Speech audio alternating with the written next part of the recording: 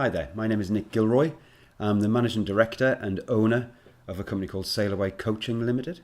What we do is we coach salespeople and management, newly promoted managers and existing managers to be better. I'm 52 years old. I started in sales almost accidentally, to be honest with you. I applied for a summer job with Currys Limited, the electrical retailers, and fell in love with selling stuff. And as I was given a trainee manager's job at the time, I also enjoyed the idea of being in charge of a few people, even at a tender age of 19. My job with Currys was fantastic. I learned such a lot about how to sell to people, but more importantly, why people like to buy stuff. Because back in the 80s, the sales industry had a bit of a tarnished reputation, whereby there was something called the hard sell going on. Very often the double glazing boys or the used car salespeople tended to put undue amounts of pressure on their customers.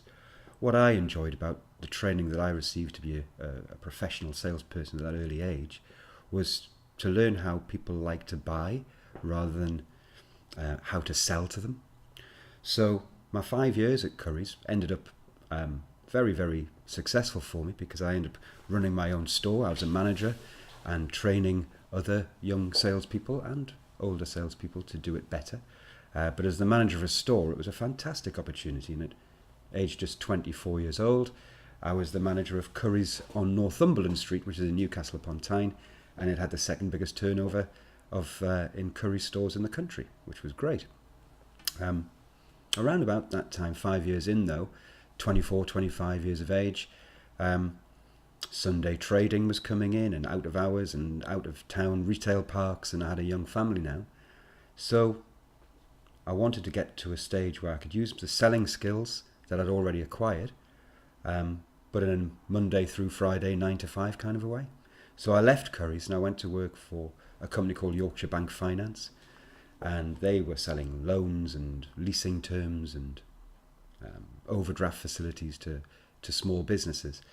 And they used my sales skills that I already acquired, and also gave me some really fantastic new ones about how to deal with the SME market, the small to medium-sized enterprise market, small businesses, so that they would be encouraged to buy the services and products that Yorkshire Bank had. So they gave me some great training as well.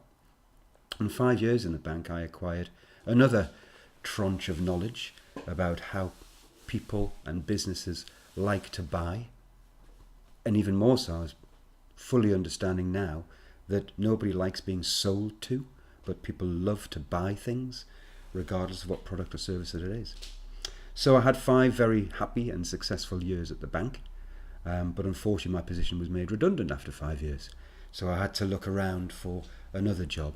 I was very fortunate again though, because now my 5 years in retail sales and 5 years selling bank services, that was quite a handy thing to have on my CV. And I got a job almost immediately with a company called Yellow Pages Sales Limited. And Yellow Pages at the time in the early 90s was the internet. You might not know it now, but Yellow Pages, if you weren't in Yellow Pages, was a bit like not being on the internet now to advertise your wares. So it was a fantastic job, and only, if I say so myself, the best people got into Yellow Pages because it was such a great product to sell. And that was in 1994. And then 21 years I spent selling Yellow Pages marketing services. So there was Yellow Pages itself, which was a print directory. And then, of course, we graduated and gravitated into the digital world, selling websites and selling Google AdWords, selling Facebook marketing, selling all kinds of digital marketing, and acquired an awful lot of knowledge there. And also was leading a team of very senior executive salespeople to do their job better as well. And again, the theme running through my career was try hard not to sell to people, but try very hard to allow people to buy in a way that they feel comfortable with. So that was a bit of a potted history. At the end of my 21 years at Yale, once again, unfortunately, I was made redundant, but all the knowledge that I've been given and all of my experience over those 30 odd years of sales and then selling marketing services, led me to set up my own company, which is where I am now, Sail Away Coaching Limited. I want to talk to you a little bit about sales generally. Sales and marketing are very often used in the same phrase. It goes together like salt and pepper, sales and marketing. The way that I view things is that the marketing in a company only have one customer, and that is the sales department. So whilst the marketing should generate interest and awareness and sales opportunities, they're only doing it for one customer, and that is their sales team to go out and convert those opportunities into long-lasting relationships with the company's clients. Imagine a world where nobody sold anything to anybody. It just doesn't work. And one thing that I always say to my clients, regardless of the sector that they're in, they all sell something. They all sell something. It's the purpose of business is to sell stuff.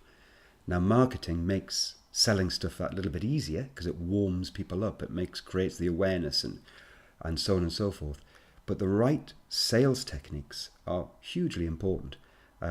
Whether you're a solicitor, whether you're an accountant, whether you're a builder, whether you're a roofer, whatever you do, you are selling a service or selling a product. So understanding or having a brief understanding of what good salesmanship looks like is very, very important for any industry that people end up going into. Small pause. For my own company, when I set up my own company, now 3 years ago, I thought I knew it all because I'm 35 years selling stuff and I'm 21 years in marketing with Yellow Pages. But in actual fact, even I, when I first set up the company, made quite a lot of mistakes. What I do now when I'm selling my services, I do it by warming people up either at networking sessions or on something like LinkedIn or on Facebook via my business page. I create a relationship, a shallow relationship with people and start a conversation with them. Not necessarily looking to sell them something immediately. I suppose the first mistake I did make when I first set up this company was that despite all of my experience and despite all my knowledge, I went at it a little bit too hard, and I started selling to people before I'd actually established whether they wanted to buy my services or my services. So now what I do regularly to acquire new clients is to warm them up through a conversation on either social media, be it LinkedIn, Facebook, whatever, Twitter, or I'll meet them at a networking session and have 5 minutes, very general conversation, relationship building. People like to buy things. People like to buy things even more so when they like the person who's on the other side of the table doing the selling. So it's very important to establish that rapport as early as possible. And even though I knew all this, even I fell into that pitfall when I first set up Sail Away Coaching Limited. I suppose I'm asked to give best practices regarding taking your message to market, selling. In my opinion, there's no such thing as best practice. There's very good practice and there's recommended practice, but best practice is quite a sweeping statement. Mainly because what my best practice might be entirely different to another company selling a very similar service or product. What I think of as best practice is that it's best practice for me. What works for me? And certainly in general terms, trying to narrow it down as to what has worked for me over the years, both as a 19-year-old Curry's TV salesperson and now MD of my own company, is that approachability is the most important thing for me. If I'm approachable, if I'm perceived as being a nice bloke, then more people are going to warm to me, so that gets the rapport going, and it helps them to understand that it's quite nice being in the same room as that Nick Gilroy. And I've got a need, and he's asked me what my needs are, and he seems very approachable. So if I've got given a choice of 2 or 3 companies I could place my business with, I'm going to go with the bloke or the person who I'm likely to get along with the best. So being approachable is hugely, hugely important. And I suppose what that means is having the right social skills. And even boiling it down even further, it's about being polite, being engaging, being engaged with the people who you're hoping to do business with. But genuinely showing an interest in people has taken me a long way in my career. Another top tip I perhaps might give you is try not to use the jargon of your industry. Speak your customer's language. Don't try to baffle them with science. Certainly there's a divide these days between what the people who are likely to buy social media marketing, for example, they don't speak the language. They know what they mean, but they don't use the same language as the young person who understands an awful lot more about that platform. So try very hard always to speak your customer's language. It always has held me in good stead. And even if I know answers, or if I know a little bit about the subject, I always try to claim that, actually, I'd like to know more about that. Could you help me to understand a bit more about what you're saying about that? To really educate me. If I get fully educated about what your needs are, Mr. or Mrs. Customer, then I'm much more likely to give a sensible recommendation as to how I may be able to help. So sometimes just playing dumb and getting your customer to do most of the talking is a great tip, but speak their language when you're doing it. The final one I would mention in terms of good practice, I learned something very early in my sales career, and then it was enhanced even further when I started working for a marketing company. This thing called AIDA. You may or may not have heard of AIDA. It's a mnemonic, AIDA, and it stands for attention, interest, desire, action. Attention, in as much as the headline or the first thing that you say should grab your customer's attention.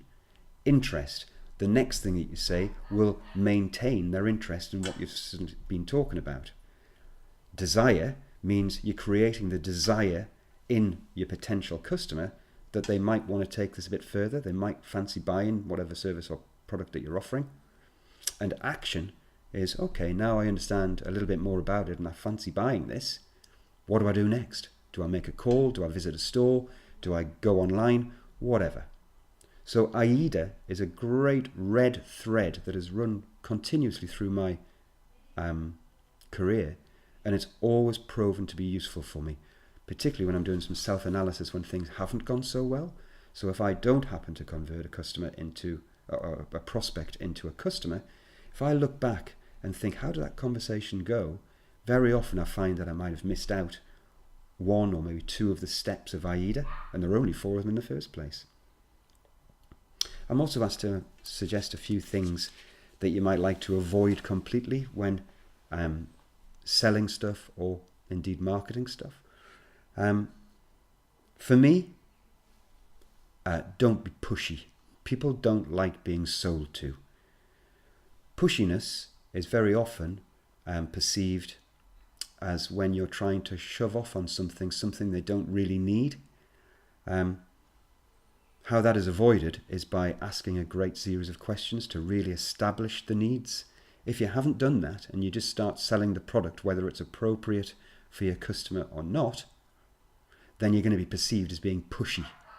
And that's what the problem the guys in the 80s had, the double glazing guys, and to a certain extent the used car salespeople still have, that they've got this perception about them, people have a perception about them that they are only in it for the commission. So avoid being pushy. Also by being, I suppose the word salesy, it's not a real word, but I hope you'll all understand what I mean by salesy. If you sound like a textbook and you don't sound like a real person, because you've been on a training course and your manager has told you you've got to say these things, like a telesalesperson reading a script, then you start to sound too salesy. So that can be a problem as well. Avoid selling something before you fully understand what the customer wants to buy. That's in a nutshell.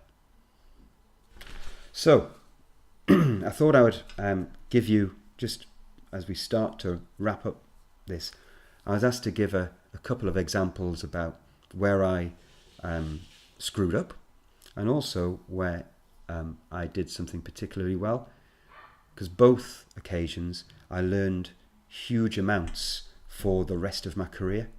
I think you can learn a massive amount from situations where you didn't do so well. You went against the grain, you didn't do what you intrinsically knew was right, and you can learn so much from that to avoid doing it again. And I'm taken back to a time when I was that 21-year-old salesperson on Curry's, the electrical retailer shop floor, when I had a really nice old couple who wanted to buy a television set. And this was the days when television sets weighed about 3 tons and they were built at shipyards, and they were made of wood. And this nice old lady and her husband had come in and said they're looking for a new TV, and the only stipulation was it had to be brown. It had to have dark brown wood as their case. That morning, we had announced on the shop floor that there was a special bonus for this grey television set we were selling by Toshiba, I believe. We had 400 of them, something, in the stockroom. So the manager of the branch had said, if you sell one of these today, you'll get an extra £10 bonus. And what I absolutely did, to my shame, to this very day, I ignored the fact that the lady and gentleman wanted a dark brown wooden box television set, because that would match their furniture. I sold them instead the benefits of this real flashy, all singing, all dancing Toshiba television set, which had a grey vinyl / plastic surround. And it didn't suit their wants, it didn't suit their needs at all. But I was so charming, and I was so salesy, and if I say so myself, I was so pushy, that actually they bought from me because they perceived me as being a charming young man. The reality as to why I was selling that particular set was because I was after the £10 bonus. I didn't sleep for a week. I felt dreadful. I felt guilty. I can imagine that I would never ever have got any more of their family coming in to buy from me, because actually what I'd sold them was something completely that they didn't want or need. And I felt dreadful. What I learned from that was the point that I made earlier on, that good professional salespeople should only sell to the wants and the wish list of what your customer or your client is looking for. Because certainly further down the line, now that I own my own company, the flip side of this is that if you do a good job of listening to what your customer really wants and what they really need, and sometimes they need educating about what they really need, then you know what, they're likely to be satisfied in the first instance, but also they'll make recommendations for others to come to you as well, because you've only sold them something that they really want or they really need. So what happens then is that you get lots of recommendations, lots of referrals. So that means that you spend less money on advertising. So because you don't need to, because you're getting plenty of customers or clients who they're already in the bag because their best friend has said you must go and see Sail Away Coaching because that Nick Gilroy is a really nice bloke and he won't be too pushy. So it's got so many benefits of to small businesses and large businesses by being approachable and warm and honest. So, in conclusion, there's a few things that I've mentioned here. As far as I'm concerned, though, being approachable and being a nice bloke or a nice girl will get you an awful long way. Being a good communicator doesn't just mean the ability to speak. Being a good communicator is a huge ability to listen. Listen to what your customers and your clients are telling you. That will take you far further than just doing all of the talking. Do all of the listening and then do some recommending. And finally, remember that AIDA, attention, interest, desire, action. That's held me in the best of stead all my sales career. And it's a red thread that runs through marketing as well. So I hope you've enjoyed listening to me, such as it is. I hope it's useful for you. and whatever you decide to do. I've been Nick Gilroy, my company's Sail Away Coaching Limited, and maybe one day, who knows, we might even come across one another. Thanks for listening.